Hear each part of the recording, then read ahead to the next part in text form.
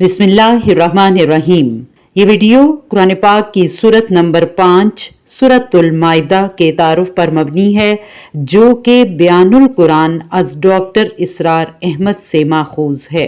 सूरतुल माइदा से कुरान मजीद की दूसरी मंजिल का आगाज होता है, लेकिन कुरान हकीम के मक्की और मदनी सूरतों के जो ग्रुप्स हैं, उनके तबार से पहला ग्रुप अभी ख़त्म नहीं हुआ, बल्कि सूरतुल माइदा इस ग्रुप की आखिरी सूरत है। इन ग्रुप्स की तफसील पहले बयान हो चुकी है। इनमें से पहला ग्रुप एक मदनी सूरा अल फातिहा और 4 मदनी सूरतों अल बकरा, अल इमरान, अल निसा और अल माइदा पर मुश्तमिल है। मज़ामीन की ममासलत के एतबार से सूरह अल माइदा का जोड़ा सूरह अल निसा के साथ बनता है। इन दोनों सूरतों का उसलूब भी काफ़ी हद तक आपस में मिलता जुलता है, अलबत्ता यहाँ ज्यादा जोर अहले किताब पर है।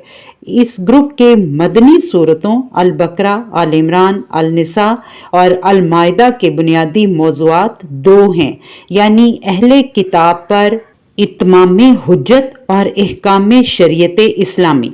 इन सूरतों में इन दोनों मौज़ूआत का एक तसलसल है जो तदरीजन नजर आता है।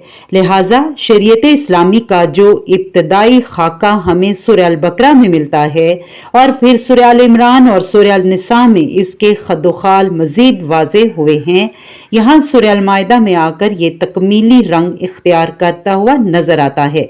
यही वजह है कि माशरे के बुलंद तरीन हकूमती सतह के अहकाम भी हमें इस सूरत में मिलते हैं। इस तरह अहले किताब से जिस खिताब की इब्तदा सूरह अल बकरा में हुई थी, यहाँ आकर वो भी फैसला कुन मरहले में दाखिल हो चुका है।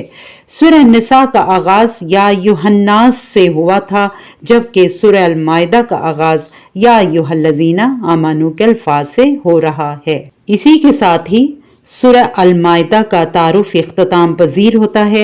ए अल्लाह, तो हमें कुरान पाक पढ़ने, इस पर अमल करने और इससे समझने और इसको अपनी ज़िंदगी में लागू करने की तौफीक अता फरमा। आमीन।